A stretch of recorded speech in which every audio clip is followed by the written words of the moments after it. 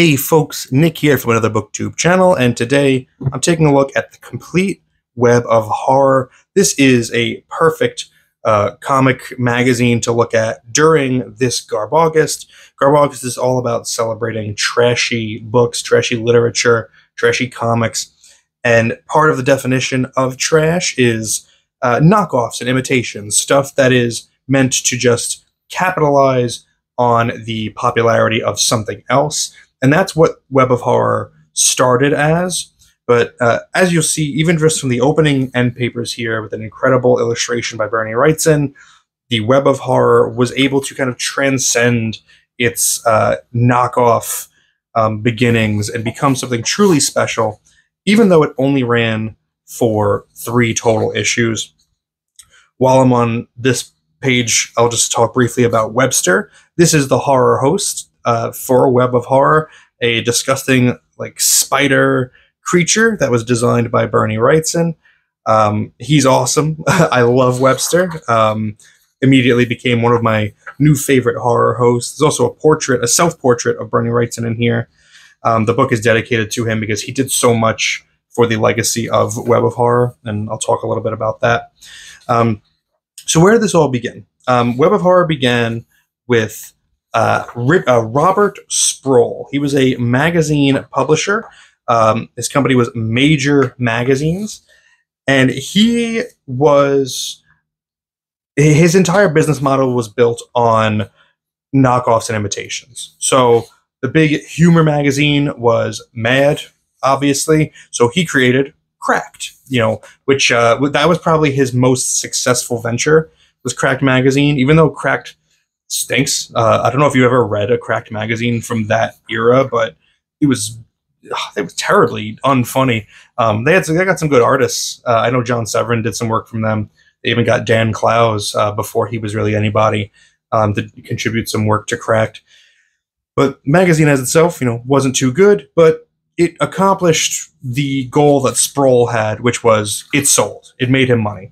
And he published other magazines as well that were imitations of other more popular ones. He went into various genres like westerns and romance.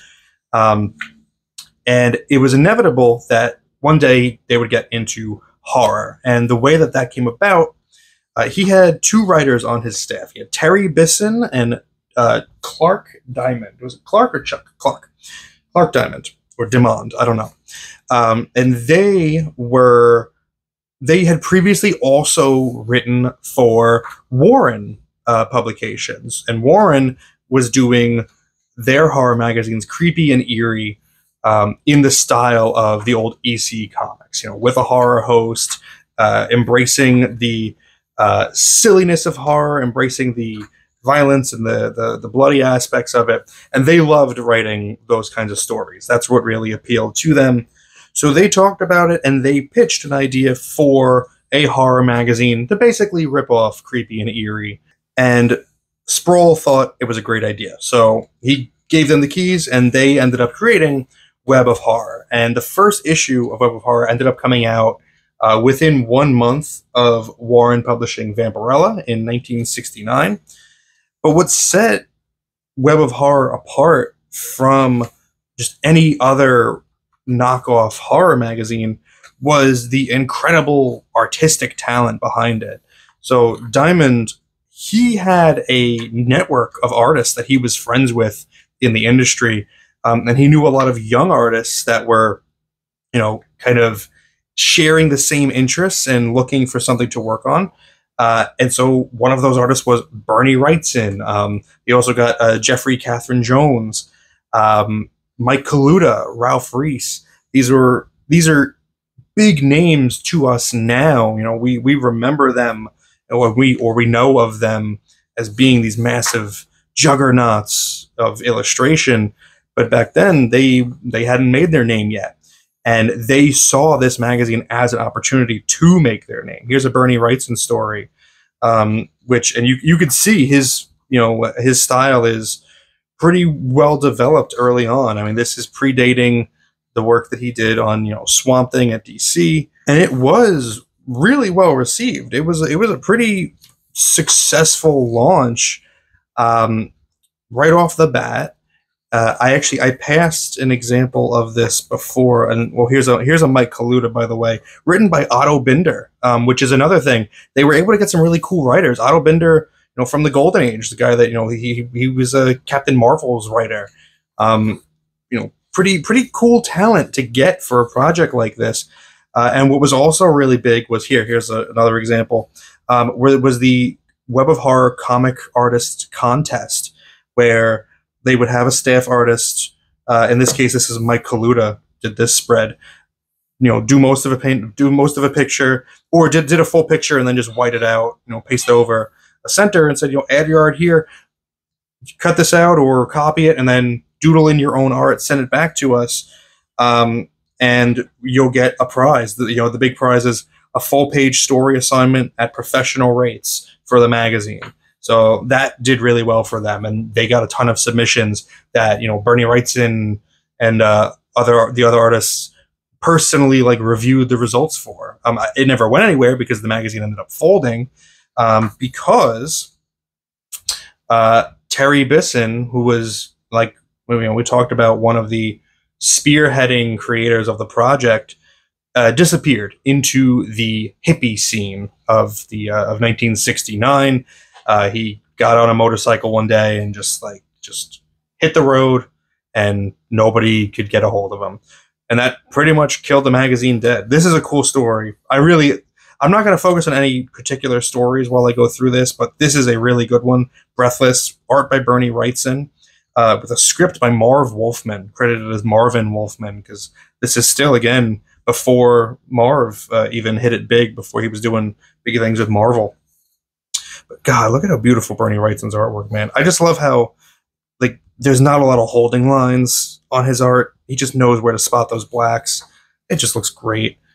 I love a Bernie Wrightson face, like a face of shock. I'm not gonna get caught up on all that.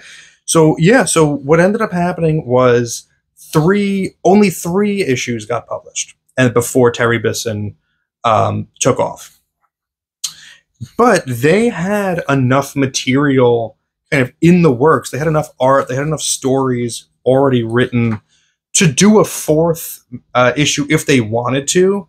And so, Bernie Wrightson and a few others tried to keep things afloat. They tried to piece it together and get it done, but it didn't ever really come to fruition. I have to cut in on myself here because I'm really not doing the full story justice and explaining just how hard Bernie Wrightson worked to get a fourth issue in. He and artist Bruce Jones worked in tandem, personally overseeing the art contest.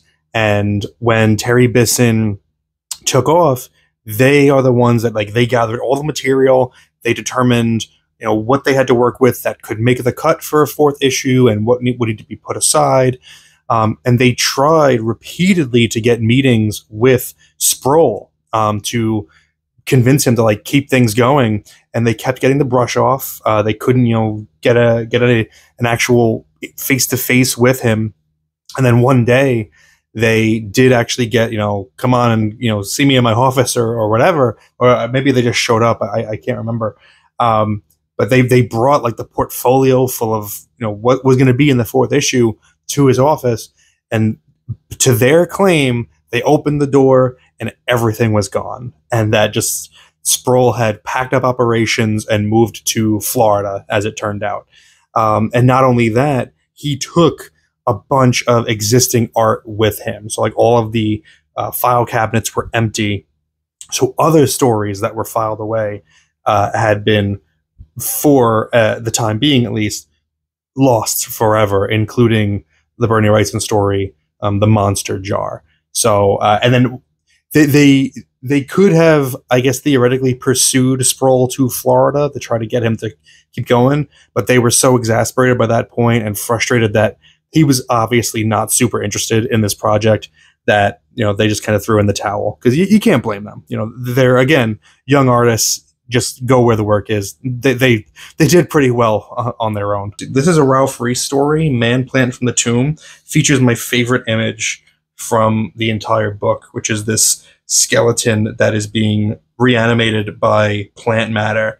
It's such an awesome skeleton. And I honestly wasn't super familiar with Ralph Reese before this, and I'm super interested in him now. Like, I was really impressed with all of his work from here.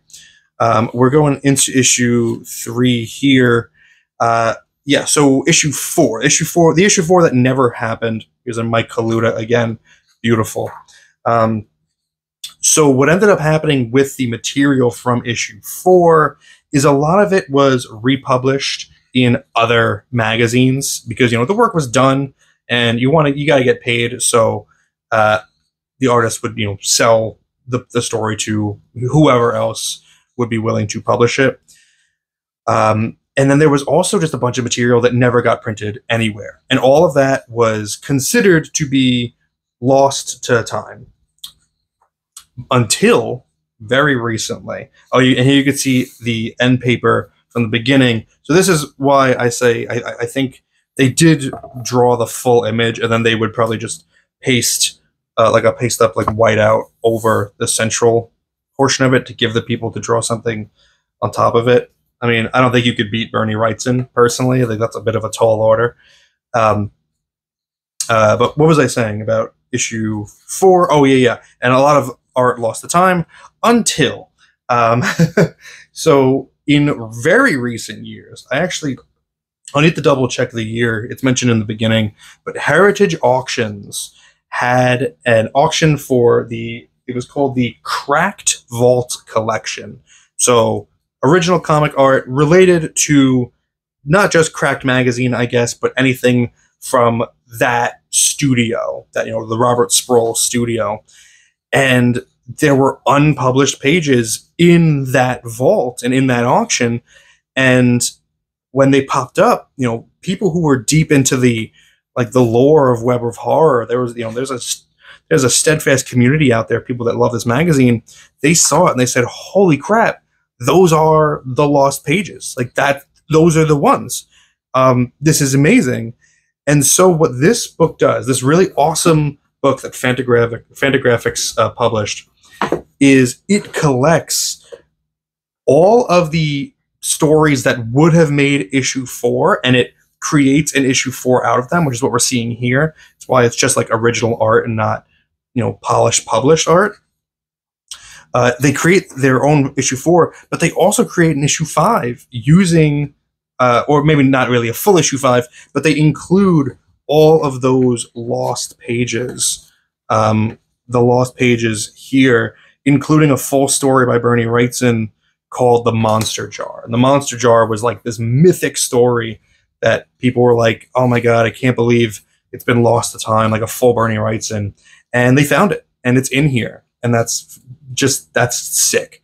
So this is an awesome book. I'm currently in the middle of reading it. I'm about halfway done with it, and it's a lot of fun. I've read a lot of horror magazines and comics, and the knockoffs usually are knockoff quality. Like, you can tell maybe there's a couple stories in there, maybe one really good artist that knows what he's doing, but the stories are kind of lackluster. They don't really hit those ironic, fun notes, or they don't have just a good twist.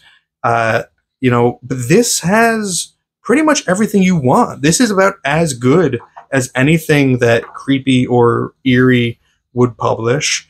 And going back to even like the EC Comics days when comic publishers were trying to ape what EC would do, this is better than a lot of those knockoffs as well. Like, you know, like a Witch's Tales or a Chamber of Chills.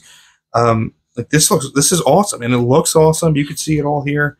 I strongly recommend this book. If you are a fan of horror from this era, if you are a fan of Creepy and Eerie and Vampirella, this book is a must-have. Here's the Monster Jar. God, it's freaking sick. This is a must-have, and it's really reasonably priced. This is only $50 for this kind of, you know, jumbo-sized hardcover book. It's a really nice publication, really high quality. Fantagraphics did an amazing job with this. I expect nothing less from them because they are a great publisher. But yeah, you've got to have this. You like Creepy and Eerie, you have to have this. Some Bernie writes in Mike Kaluta stories that you've probably never seen before. This is just a great collection piece. So let me know if you have read Web of Horror, whether you have the original magazines, or if you have this book, or if you knew about this book. Let me know some of your favorite stories from it in the comments below. Thank you very much for spending some time with me today, but now it's time to get back to reading.